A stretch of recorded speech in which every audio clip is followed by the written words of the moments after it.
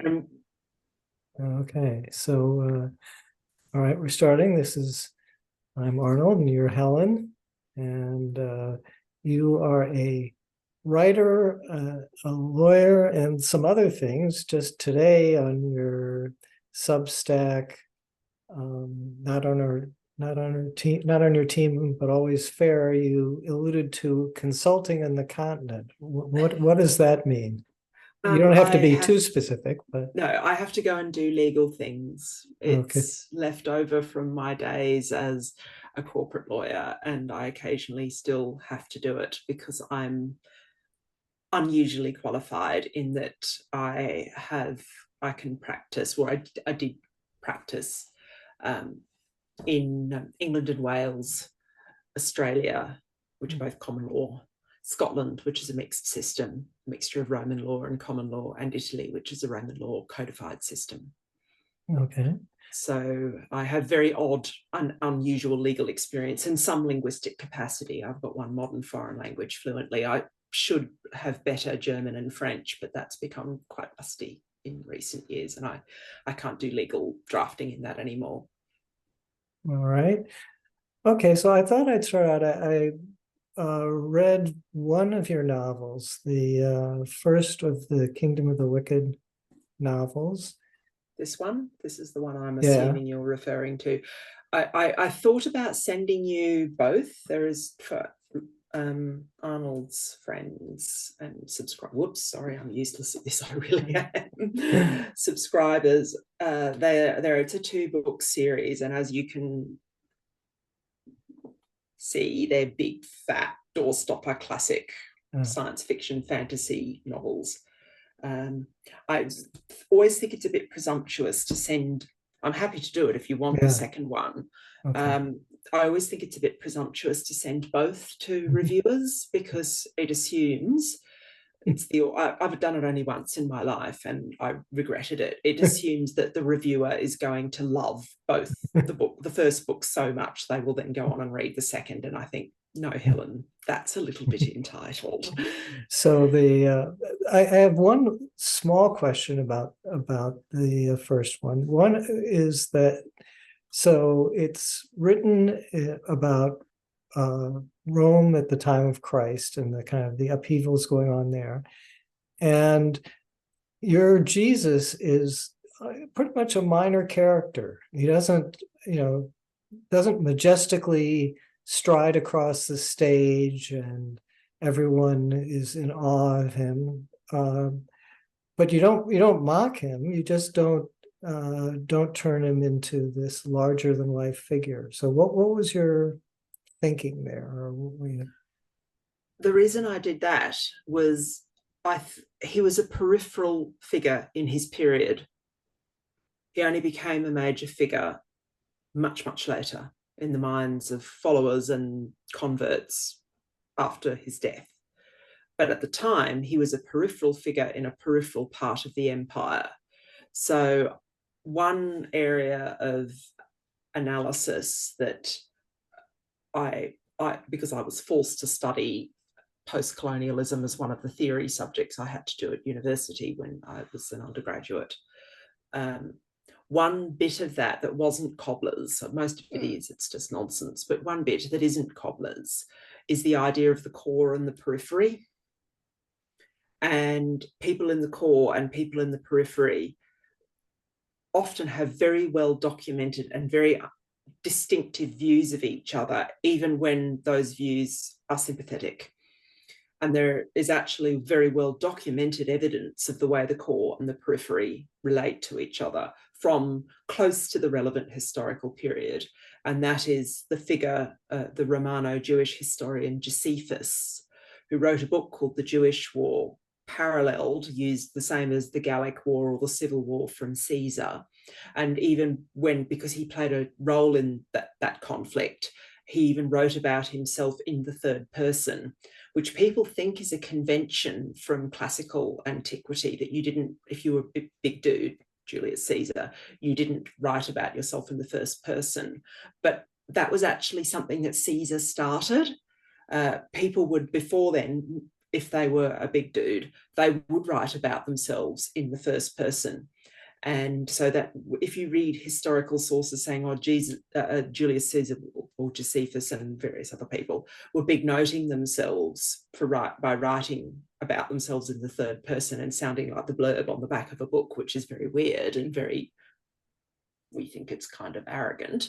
They were trying to show in the Roman world, they were trying to show the opposite. They were trying to be modest, whereas if you did I all the time, you were up yourself basically. And there's I don't know how many classicists there are here, but there are linguistic reasons for this.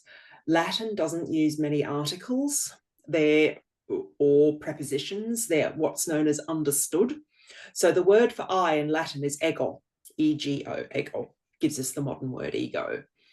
But if you were saying, for example, for a woman, because it's gendered language, I am a Roman citizen, you would just say, civis Romana sum, I am a Roman citizen.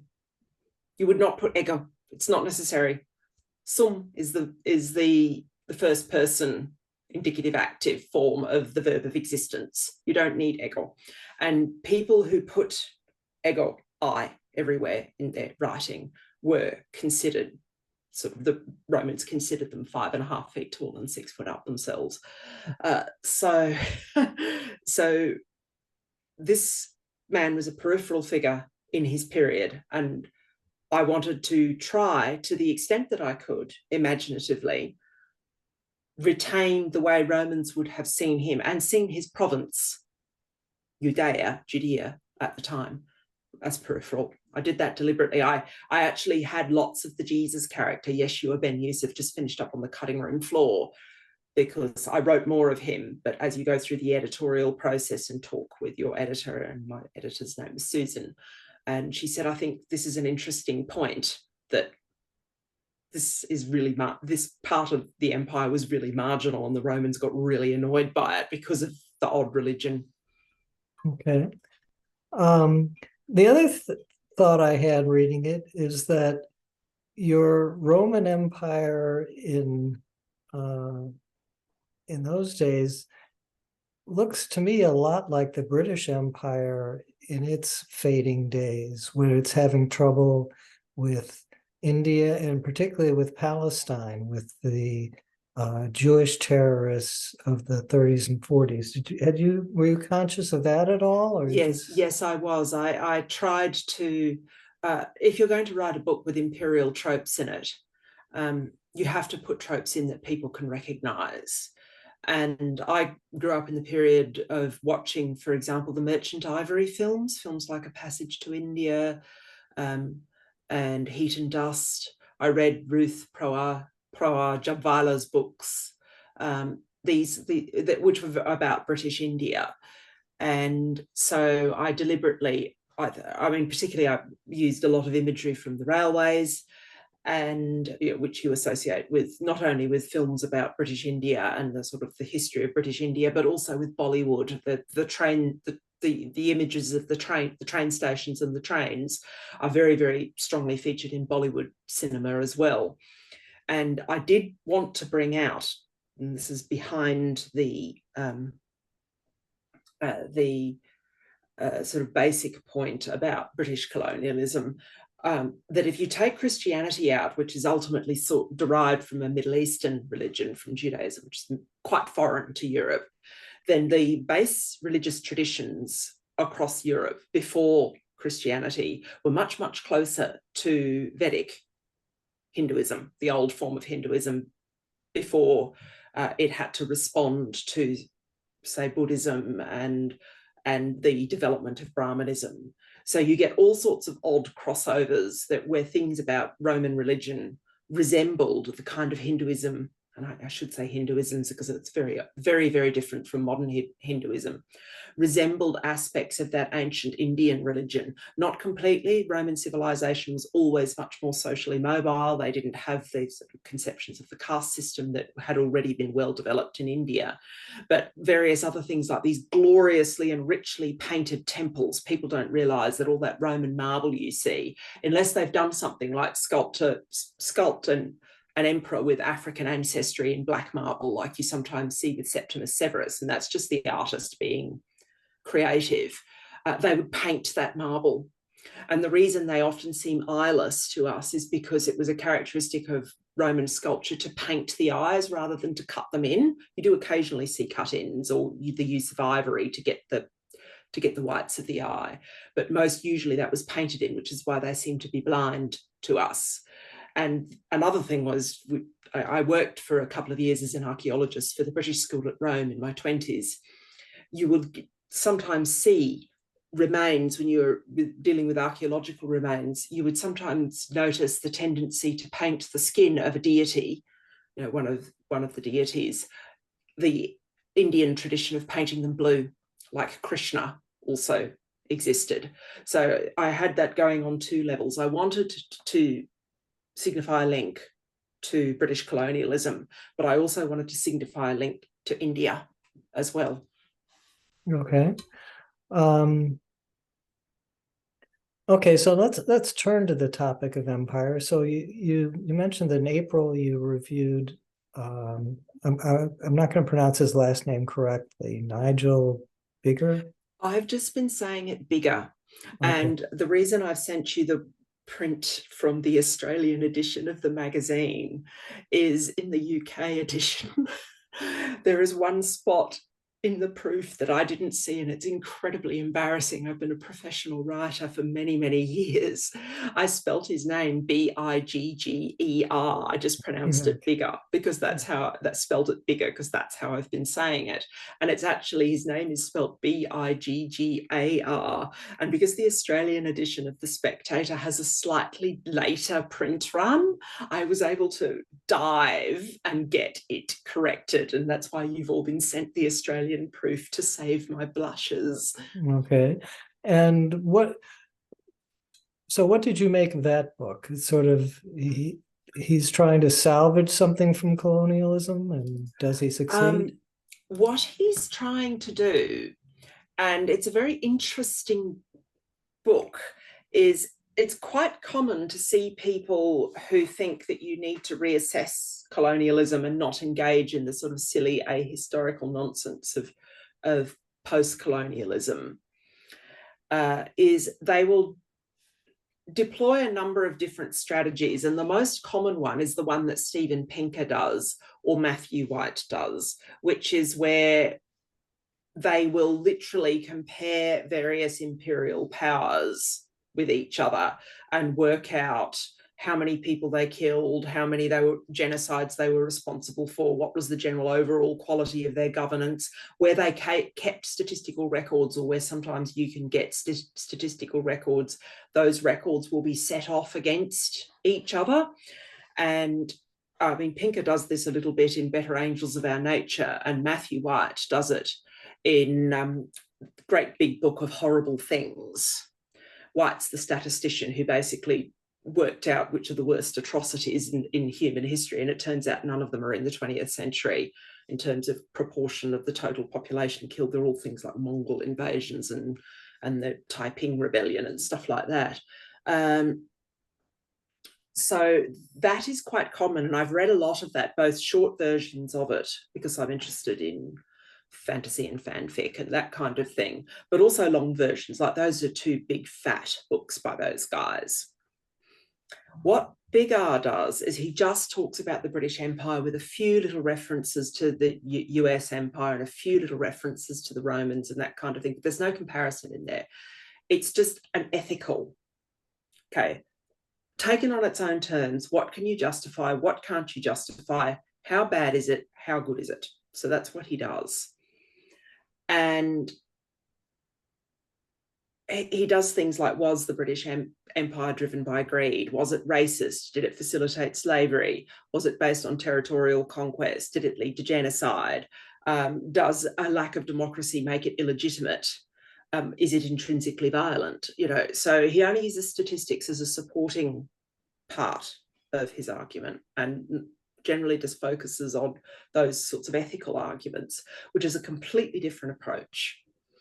And when I read the book, I mean, and if you've got my review in front of you, you'll see I'll go through this and say that this is a really, really different approach to sort of assessing empire. I was fully expecting, well, he would compare it to other empires in the same period that were absolutely appalling, like the Ottomans or the Russians, and say, well, and he doesn't do that.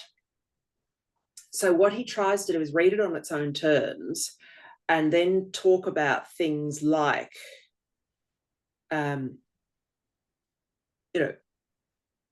how did you get the transfer of authority from the East India Company to the British Crown? What effect did that have on the people who'd been conquered? And so on and so forth. And it's just very striking, and I really do recommend people read it. Because you just don't expect where he's going to go. And if you are coming out of as I am, I'm in the British tradition of classical liberalism. If you're coming out of that tradition, that sort of Whig liberalism, 19th century Whig liberalism, you get a bloody nose a few times. It's not as simplistic as you think it is. The big one is that several of the worst famines, for example, in the history of the British Empire, occurred because of the reigning doctrine of free trade within the empire. So they just wouldn't do proper famine relief that we associate with, say, Live Aid in the 80s and that kind of thing, which involved dumping huge amounts of grain and whatnot on these countries so that people didn't starve to death. They wouldn't do that. They thought that was morally wrong to do, and it actually meant things like more people would finish up dying as a result. So they would let grain flow out of those countries just as a natural. Yes. If we could afford to buy it from them, then we take it from them, even though they need it. Yeah. And that happens repeatedly. And the one he documents really well is Orissa, Orissa. It's part of India, and that it was just made worse because free trade came to be imbued with moral good standing. So you don't just get conventional economic arguments that you and I are very familiar with from our respective political traditions in favour of free trade. You get moral arguments. People think it's morally better than other ways of organising your society. And the reason this happened in part was because everybody in Britain supported the idea of free trade. It wasn't just Whig politicians, it was trade unionists, it was peace campaigners, it was your abolitionists, it was all your religious groups. It was basically the whole of Britain was just this free trade oriented society, regardless of where it fell on the political spectrum. It was considered the natural and good way of doing things. And just there's a quote from Big R here, which I'll read out. In 1865, adherence to the doctrine of the free market obstructed the importation of rice into Orissa, says Big R of one such incident where almost 1 million people died of starvation and resultant disease. So rather than read out my whole review, you've got it there from The Spectator. You can have a read and buy the book, which I'm sure the world of Amazon, you don't have a problem now with a book not being released in the US. You can get it really easily and it's fine. But it is very, very challenging in lots of different ways. It's not just challenging in the sense of, he gets the post-colonials and all the people who all they do is whinge about Britain and whinge about white people and that kind of thing. And he just absolutely takes them to pieces. You expect that. But there are lots and lots of other people. He just, no, this is wrong, and just sets out why, and then sets out the moral implications of the wrongness as well. And it's that very, very basic common sense kind of Whiggish morality he uses. He's not being weird, he's not Nietzschean or anything like that. It's just sort of very basic common or garden variety morality, my father would call it. And it's very challenging to read. And anyone who has read it honestly and carefully, like I did, comes away going, what are the 3 most important words in science? Oh, that's weird. That's what I did. Okay. And so broadly on the topic of empire, First of all, I noticed that, so of Ukraine, which you sort of looked at during the World War II sort of era, is back in the cauldron of empires, so to speak, the Russian Empire versus the modern American Empire. Any thoughts on sort of how empires treated Ukraine or Ukraine treated empires? Well, I don't know whether I told you, because I sent you Kingdom of the Wicked, one of the Kingdom of the Wicked books. But my first novel, I'm going to try and hold this up and get it right.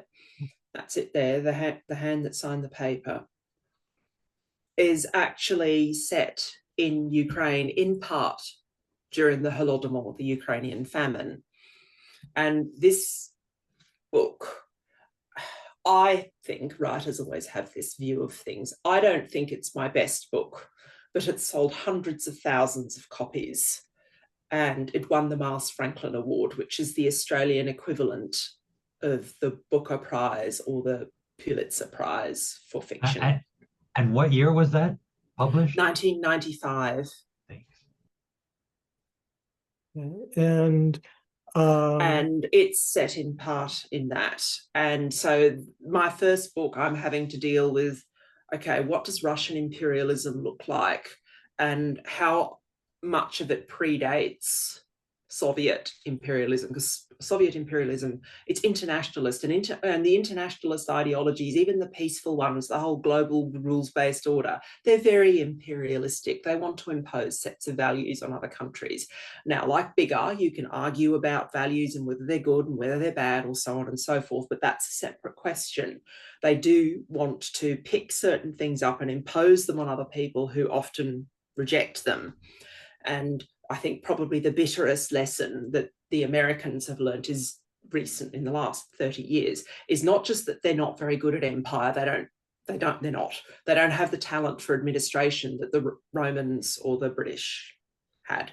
Okay, but the thing is, you got to remember, very few people had a great talent for administration. I mean, once the Roman Empire splits and you get the Byzantines, Lorenzo will give, I mean, he's written a piece on his Substack and he'll give you gory and grisly detail on just how incompetent they were, in part because of the religion that they'd taken on. It just didn't feed into good administration. So being good at running a large geographical area, either maritime or contiguous, is very hard. But so it's clear that the Americans don't have that talent, even though they come from a British model. But there are other things, though, that are going on that aren't just to do with a lack of administrative ability. They went to places with ideas about the way the world should work. And these places, the people in them, had really, really different views about the way the world should work. You know, partly inspired by religion in all those Islamic countries, but partly inspired by a mixture of communism and nationalism in Vietnam, places like that. And so you get repeatedly this great hegemon that does have tremendous military power, although I think it's fading now. It has the ability to make excellent armaments now, but I would not want to deploy the US Army in the field anymore. I mean, you would be better off, as in Ukraine, just use America's productive capacity to arm another group of people, whether it's Ukrainians or British or Australians or Israelis or whoever you want to pick. Just pick a group of people with a long storied history of being good soldiers out of a hat. Let the Americans arm them, but don't let the Americans fight. Let people from that other culture that has a greater martial sense of itself do the fighting. So you got that sense of the United States not having that sort of flair for administration. But those internationalist ideologies are very imperialistic. And in the case of Marxism, it wasn't just global rules-based order, let's have lots of treaties, let's have the World Trade Organization, that kind of thing. It was also, we are going to take you over. And we'll either sponsor revolutions in your country and promote them, support them secretly, or we'll directly take you over. And so I then had to think, when I was writing The Hand That Signed the Paper, about, okay, that doesn't come from nothing in the case of a country like Russia. So I did a lot of reading and history, and I was one of these people who read lots of Russian literature at school. about the way Russians think about, once again, the core and the periphery, the way they think about themselves, and the way they think about the people who their countries they've colonized. And I mean, little things like there was a period when it was socially acceptable in the 18th century to refer to someone from Ukraine as Malorussi, Little Russian. If you did that now in Ukraine, you'd get a knuckle sandwich. You'd finish up needing a good dentist to get the teeth taken out, put back in again, because they'd be on the footpath. So, you know, there were great Russians and there were little Russians, and Ukrainians were little Russians. And you start to appreciate even the language in Russian. I won't repeat the Russian, but when you travel to a foreign country, you talk like you do in English. The preposition you use is I am in the UK, I am in France, I am in the United States. However, the preposition you use in Russian when you're talking about Ukraine is I am on Ukraine. I'm not in it, I'm on it. And it's the only country in the world where they do that. They don't even do that for Belarus or for the Baltic states. It's only Ukraine. And so I had to sort of build into two parts to the story, both the way the Russians conceived of themselves as a great power, going back centuries, Peter the Great, Catherine the Great, all these famous Russians, and as a great cultural power because of the music and the literature specifically, you know, which is just extraordinary. And then I had to do, how did the communists change this? Because there had been a lot of bad treatment of Ukraine going back centuries before from the Tsars. How did communism change this? And they did some just absolutely appalling things. They found people who'd always been picked on in the Tsarist regime and deliberately recruited them into positions of power. So you would finish up with, you know, every commissar in an entire area of Ukraine would deliberately be recruited from among Jews or Kazakhs or Crimean Tatars or that kind of thing, people who had historically been picked on under the Tsarist regime. You know, so they were literally facilitating shite government, basically. And it was just sort of, this is just malice. And I was reading it, I think this is malicious. You know, they're not just trying to conquer, dominate, make these people behave and not resist the central power. They're trying to actively make their lives horrible. It was deliberate. It was literally like the thing you're told that never happens. You know, no people in history go around doing the Darth Vader thing and say, let's be evil. Let's build a super weapon and call it the Death Star. You know, we all know that that's fantasy. But the thing is, there are people who do that. They actually do build pyramids of skulls and want to be bad people. And that was just, it was incredibly difficult to capture in fiction. And there were so many bits of this. This is compare this book to book one of Kingdom of the Wicked. I'll try and get them together because I'm so crap at this. You know, that was twice the length. I just had to cut so much of it out because it was just, there was so much of it were my attempts to capture this nastiness without making it read like George Lucas, basically. It was really hard. Okay, so there are a lot of, it's facile nowadays to sort of compare the United States today to the late Roman Empire or something like that. Since, you know, so much of what you've looked at is these sort of empires and not in their best states, so to speak. What do you think of that comparison? And is that interesting, a comparison? Is it, does it motivate your interest in Lorenzo's work and so on? It's interesting both for what it reveals and what it occludes, I think. I have a principle that I've had since I was about 14 in high school when I was doing my O-levels. And I was doing a Latin O-level. I did a Latin A-level and then I did Latin at university as well. Yes, insert all the Boris Johnson jokes now. And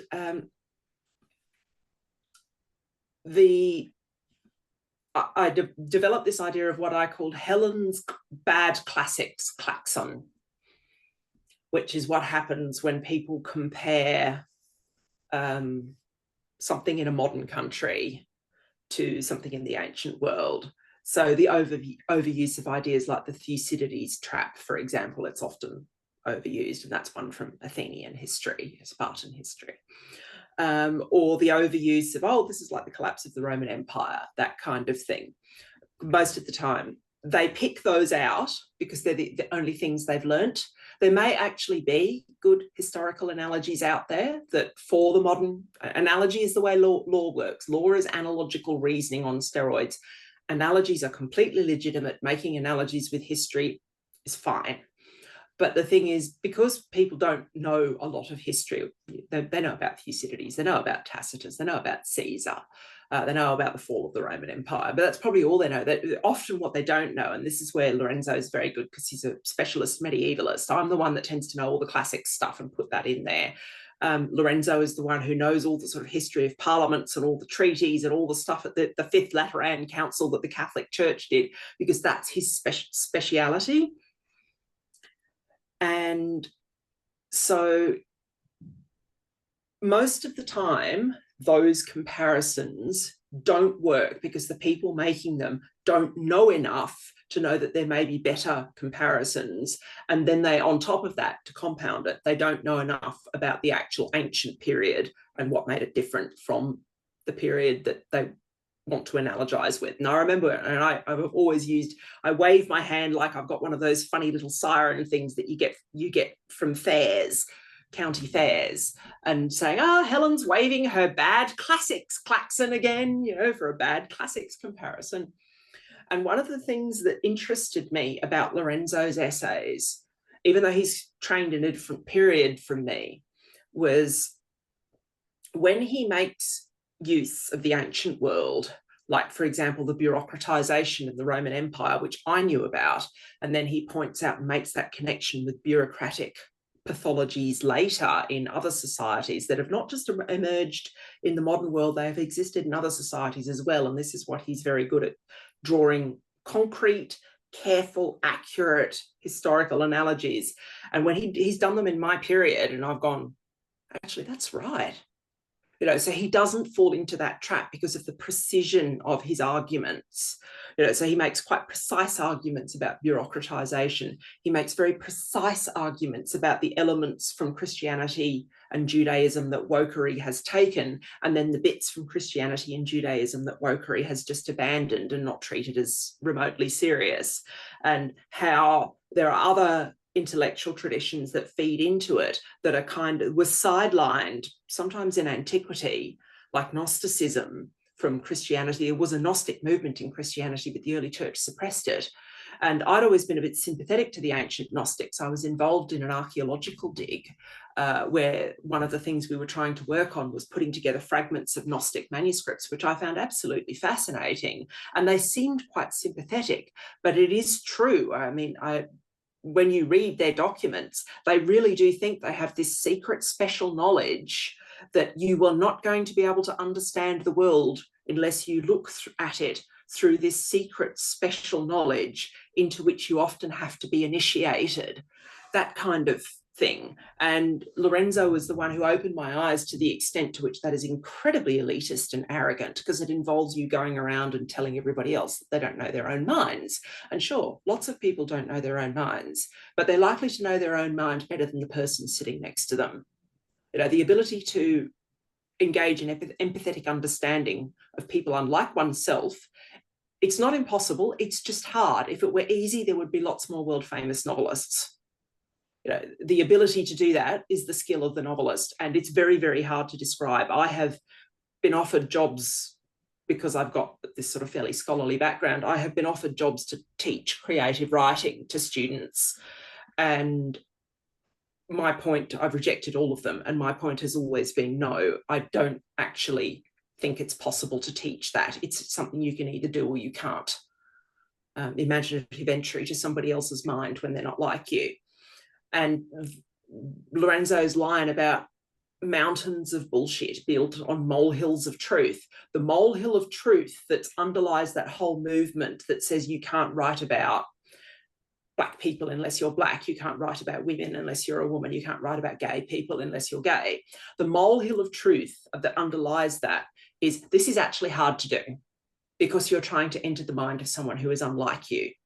But what happens is philosophy, typically the worst discipline, gets hold of this idea and then says, well, because it's hard, that means it's impossible. Nobody can do it.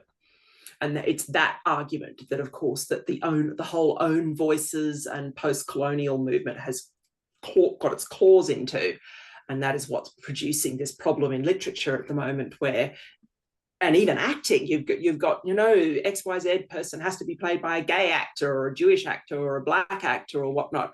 And I'm just sort of sitting there thinking, I remember watching Othello in blackface with Laurence Olivier in it. And does that mean that RADA has to delete that great production from everybody's memories who's ever had it seared into their head like I did when I was a teenager? So yeah, it was just. So people do make these sort of wrong analogies with the empires. What are the right analogies? Well, I don't know all the right analogies, but I know a couple from Lorenzo's stuff. I think it is important to make the point about the way bureaucratization has worked historically in the late Roman Empire and across a number of the Chinese dynasties. And it's legitimate to make that analogy with modern bureaucratic pathologies. And Lorenzo's not the only one who does that. There's that chap, N.S. Lyons? Yeah. I'm sure I'm saying that wrongly. Who does it as well, but with the sort of Chinese history, because I think he's a China specialist. Lorenzo's a European medievalist, but has read a lot of Chinese stuff, like a lot of Australians have, because of the historic tie with China and the very large number of, as a proportion of Australia's immigrant intake, there are many, many Chinese, and they have quite ugly disputes with each other because they came in different periods, and the biggest group of them in terms of sheer numbers is Australia used to be in the 80s the finishing school for its universities for the Chinese Communist Party elite. Australia was one of the first countries to allow that. And so we had tens of thousands, probably close to 100,000 Chinese students in Australia at Australian universities who were the cream of the Chinese crop. They really were. They were the best that the country had to offer. And they were all at Australian universities when Tiananmen Square happened. So, of course, they learned what happened at Tiananmen Square in a way that people in their own country didn't, because of the way the news was manipulated. And Bob Hawke, the Prime Minister at the time, without consulting cabinet, this is particularly in this period, and Australia's never had that tradition of sofa government. It tends to do proper cabinet government. Bob Hawke made a unilateral decision to give them all refugee status. And for a number of years after 1989, Australia was hated by the Chinese government, hated. And because it was perceived, rightly, this is an accurate perception, to have just reached out its big paw and scooped off the most talented people in the People's Republic of China and said, thank you, we'll have those. And they're the biggest groups, and they are very anti-communist, and their children are very anti-communist, and so they tend to be quite conservative. But you've got other groups of Chinese people, including people not from China. So you get all the Hakka from Malaysia, because they've left because of the Bumipatra rules. You get the Chinese commercial class from Vietnam. They've all left and they've tended to come to Australia. And these groups are very different and they have conflicts with. And you've also got people from the People's Republic of China who are sincere communists. And my goodness, the intra-community disputes, it only got violent once. There was a period during COVID where there were riots between pro-PRC and anti-PRC Chinese students at the University of Queensland, which is where I did my classics degree. And there was this riot in the middle of the Great Court. You need to imagine a UK-style quadrangle traditional, beautiful quadrangle with all the lovely stone around it, but about 10 times the size of anything in Cambridge or Oxford, because it's Australia and they've just got unlimited building space. And there was just this fight in the middle of the Great Court between these two groups of Chinese students and this kind of thing. Okay, I'm going to invite people to raise hands, but I'm going to ask a couple more questions in the meantime, so you can raise your virtual or real hands. Gosh, you're managing this so much better than I did last night. I was crap. Okay. You bring up China and empire, and we think of China as an, sort of a historical empire, and the issue of bureaucratization. Is bureaucratization now worse in China than at any time in its history? I don't know. China has had, if you talk to Lorenzo or to someone like that NS Lions guy, China's had periods of absolutely pathological bureaucratic misgovernance, sort of the classic last 100 years of the major dynasties from the Song onwards are just, you get decisions that are being made by senior Chinese bureaucrats that are like some of the ones with Soviet Russians in Ukraine, where you just think, are you trying to be evil? Because it sure looks like it. You get that. Okay. And sort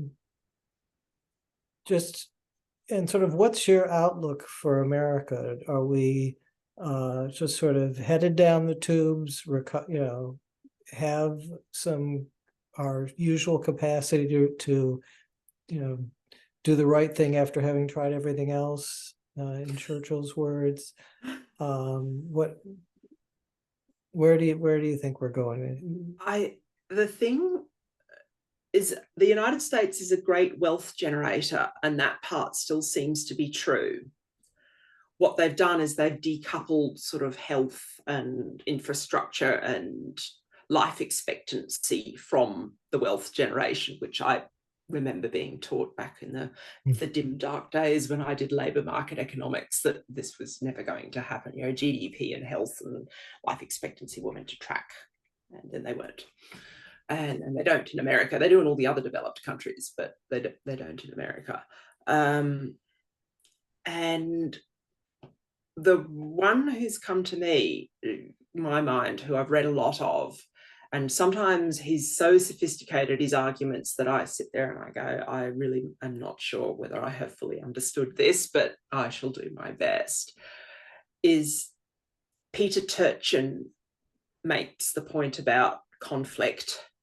And I am a prediction skeptic. I don't think it's possible to predict the future. So when people do it successfully, like when the Bank of England gets the interest rate call correct, doesn't happen very often, red letter day, or when you get the ones who, like the meticulous guys, and they're generally terrible as well. I mean, they go, oh, they're better than the experts, to which my response is literally low bar. They're all terrible. So when you get someone who very precisely a long time ago and had really well worked out arguments predicted significant conflict in the United States from 2020 onwards, and that's Peter Turchin, I'm sure I've said that wrongly, and apologies to all the Russian speakers, because I should be able to do better than that. Getting that call right, I think all these people are talking about the American economy is going to tank and that kind of thing. No, it's like to be fair, this is where you can make a Roman analogy. It took a really long time for the Roman Empire's economy to tank. When something's that big, it's really hard for it to just fall down completely very quickly. But that didn't stop the Romans solving their problems, really big socio-political problems and really big cultural problems and problems about the distribution of power. They persistently solved that with violent, long, bloody civil wars. And the US has already done that arguably twice, if you treat the Revolutionary War as one of the cousin wars. So it wouldn't surprise me if that happens again. And the thing is, it's two lots of really rich people who can buy anything, basically, and make anything, doing it to each other.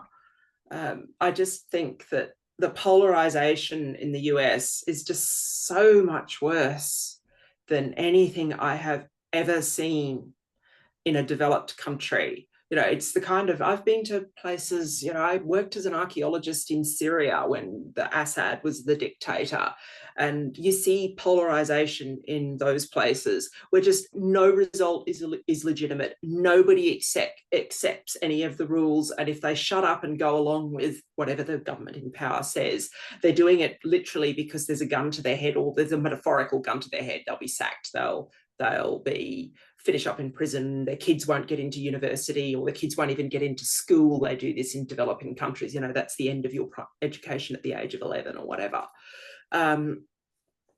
So that is the kind of thing, it's stuff I've seen in developing countries, and it's the only developed country I see it in. I mean, even the Brexit thing in Britain, which was incredibly bad, and I had to cover that for multiple outlets, and I had a gallery pass for the Australian, which meant that I had a seat in the Burma Road in the Palace of Westminster, and had to go up and cover debates in the House of Commons, where the House of Commons, to be quite frank, the mother of parliaments, was turned into an utter circus. That was bad. But it didn't seem to touch British people in the way 2016, 2020, and which you've written about. I'm talking to Arnold specifically about a couple of short pieces about comparing problems in Israel, which I haven't seen recently. I haven't been there since I did the research for Kingdom of the Wicked, which goes back to 2014. So I'm not in a position to comment on Israel at all. But the way you're discussing sort of this, where nothing is legitimate and nobody from the other side is any good, and they can all just go and die in a fire, that I find really worrying. Yeah. Okay. All right. Let Tom unmute himself. We'll start to get him and any other questions from the audience. Hi, Helen. It's great Hello, to see Tom. you. Were you at the Lorenzo chat last night as No, well? no, I'm sorry. I've got 2.5 grandkids, and one and a half of them were visiting in this last few days. So Right. family matters No, were also higher too, priority. I recognize that when I held it at a time that was relatively convenient for a British person and an Australian person. And one North American, he turned out he was Canadian. I called him American. He probably thinks I'm the worst person ever. And he was the one who got really grumpy and kept interrupting. And I'm sure it started with that because I'm crap at tech. I'm not like Arnold. But it literally, he was up at like 5 o'clock in the morning, and I just felt like the worst person. I don't know what time. Tom was over in Slovakia, right? Yeah, I'm actually an hour closer to you than the UK. So, right. Because I'm well, no, right I'm next in door the to UK, Ukraine. Lorenzo's. That's why I'm dressed in nothing, because it's currently 30 degrees here. Yeah. And we're having the last bit of summer in London, whereas Lorenzo's in Melbourne, and Melbourne's got the same temperature, same climate as London. It's much hotter in the summer, but in the winter it gets down to that sort of consistently around 5 to 10 degrees in the winter. It's quite cold in the winter because it's quite a long way south. Big place, Australia, and that's where Lorenzo is. He's in Melbourne. Well, somehow I thought you were there too.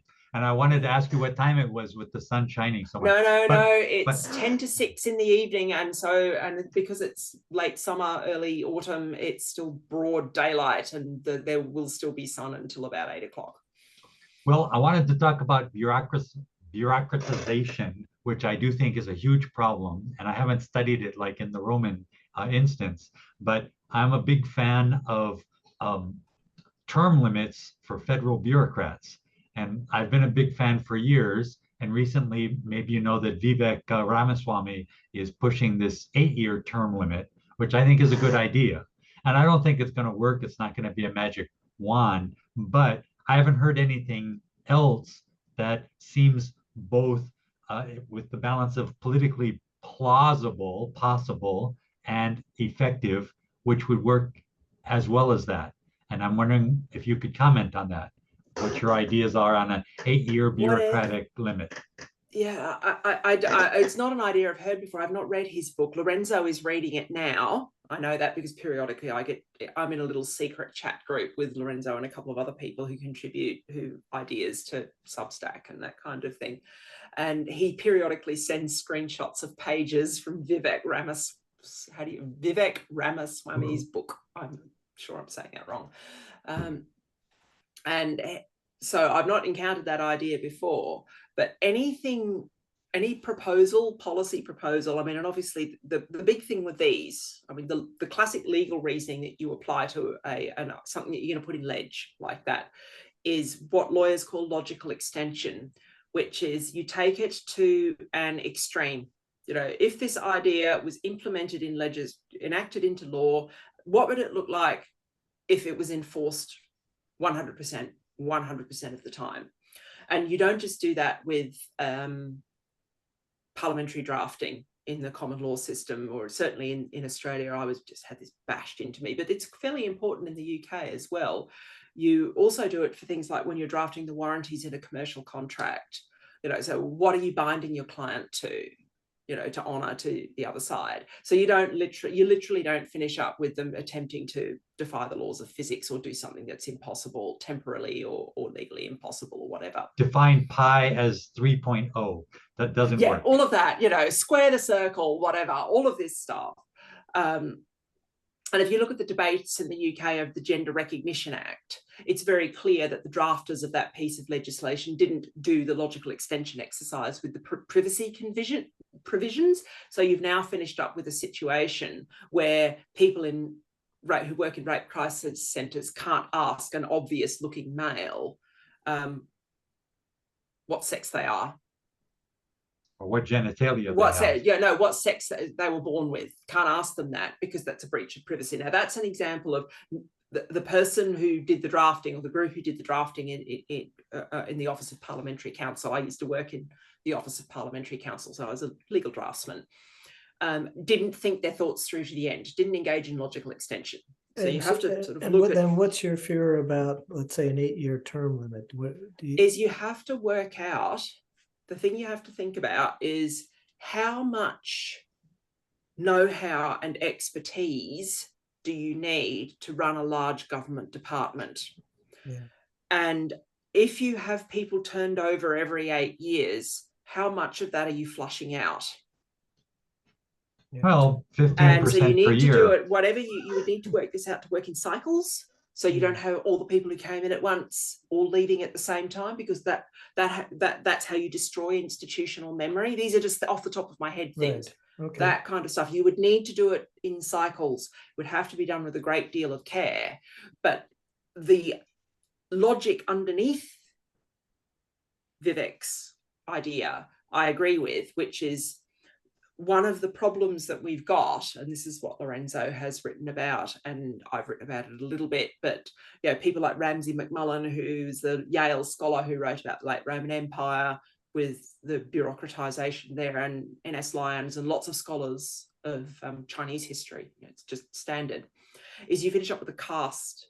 So you finish up with a bureaucratic caste system, and that's just incredibly destructive, because they just sit there and everything is a process and nothing is an outcome.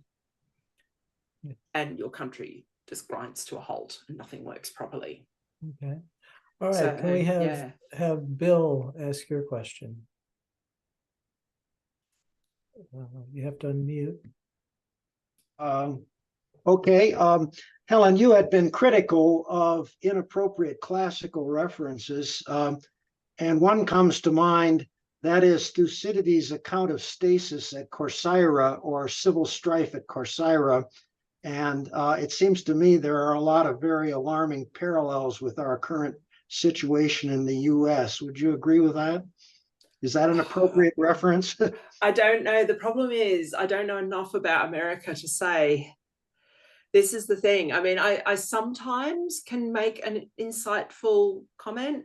But the thing is, I mean, the last time I was in America was for only a week last year in April 2022. And I'm going to the United States again for 2 weeks in 10 days in November. So I'm not in the country often enough. So sometimes I might know about the classical reference, but I don't know enough about the modern reference. So this one, I'm afraid I don't know enough. Okay. I really don't. I don't know enough. I'm Okay. sorry. John A., you have a question. Thank you for joining us to share your thoughts and answer questions. I'd like to return to something you said early on in our hour about free trade and how, at least in one period, classical liberals elevated free trade into an absolute morality. Yeah. And It wasn't just classical liberals. Big R is very clear to spread the blame around. It was trade unionists. It was Yes. people. It was it was religious leaders. It was left, what we would consider left and right. I want to run a thought by you and see if you agree or if I'm barking up the wrong tree. So, an economist might say, without elevating, free trade into an absolute morality, an economist who's humane might say, well, let's think of someone like Hayek, that prices are particularly useful for as a cipher of information about scarcity, also as a mechanism in incentives. And so one could conceivably say, free trade is necessary for production, for clarity, for information, so that the economy can work well. But that doesn't mean that you have to live with famine if there's a clear and present danger. So government itself or charitable organizations or churches or what have you could purchase food at market prices and then give it to the needy when there's a clear and present danger. And so there you're still preserving free trade and the price system, but then the distribution or outcome, whatever you want to call that, can be more humane. And that seems to me compatible with classical liberalism, with free trade having a pride of place as an economic principle because of the virtues of information and prices and incentives, but still allowing for addressing clear and present dangers and being humane. But so is there an element of social Darwinism going on at the No, there was actually, surprisingly, that's another thing that emerges from Big R, because that, as part of his takedown of the post-colonial scholars, is there was very little social Darwinism getting around at that time. The social Darwinism actually comes later. You start getting it around the turn of the 20th century. That's when you start seeing it. A lot of the ideas that become really poisonous in World War II were actually at the beginning of the 20th century, and those people were young then, late 19th century, early 20th century, and thinking of those ideas that then became not influential during the Great War. People weren't talking about that stuff in the Great War. They became influential in the interwar period and then during the Second World War. And I read a book, this was about the United States. I read it many years ago, so please excuse me for fluffs, called Illiberal Reformers. And it was about how people in the United States got into eugenics in the government. And that was all in the 20s. It was way later. So you just didn't get, and because Big R's very careful with that, you just didn't get the social Darwinism in sort of like 1857 when the Indian Mutiny is happening. No one's talking like that. So why didn't we get the compassionate libertarianism of Mr. Alcorn in the Indian? I don't know. I mean, I think this is a general problem with, and I'm going to sound like a horrible Australian, the only thing that matters is what works, kind of terrible Aussie pragmatist. The line that's used about us, it's a very famous line from an Australian poet called A.D. Hope. He says, Australians are the last of the earth, the people who will be the last on the earth. They are the inhabitants of the dying earth after everybody else has died off, basically. And it's because of this, the only thing that matters is what works, basically. No truth, no beauty, what works. A type who will inhabit the dying earth is the line he uses. And Let me just mention I want to mention just as an afterthought, if I recall correctly, Amartya Sen, who's a Nobel laureate in economics, but also a liberal in a maybe in a sort of modern sense of liberal, if I recall correctly, he says that no country that has a free press, no modern country that has a free press has a famine. Yes, that you've stolen my answer. So basically, when you have a free press, the first part of that is probably the reason you didn't get the compassion was because there was nobody around to point the finger and say you're not being compassionate. That's probably a big part of it. And traditionally, it's the press that points the finger that does that. Although there are periods in Indian history, colonial history, when it was still the British Raj, where there was a very lively local press and quite pushy. But the problem was, and this is where people are different, cultures are different, is that they weren't firing salvos upwards at the British Empire. They were firing interreligious salvos at each other. So it was the Muslim-Hindu problem.